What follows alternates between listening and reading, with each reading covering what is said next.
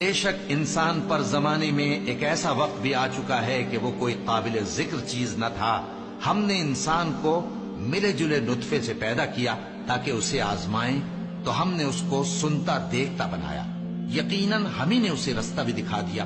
اب خواہ شکر گزار ہو خواہ ناشکرا۔ بے شک ہم نے کافروں کے لیے زنجیریں اور طوق اور دہکتی آگ تیار کر رکھی ہے۔ جو نیکوکار ہیں وہ ایسی شراب پیئیں گے جس میں کافور کی آمیزش ہوگی۔ یہ ایک چشمہ ہے جس میں سے اللہ کے بندے پیئیں گے اور اس میں سے چھوٹی چھوٹی نہریں نکال لیں گے۔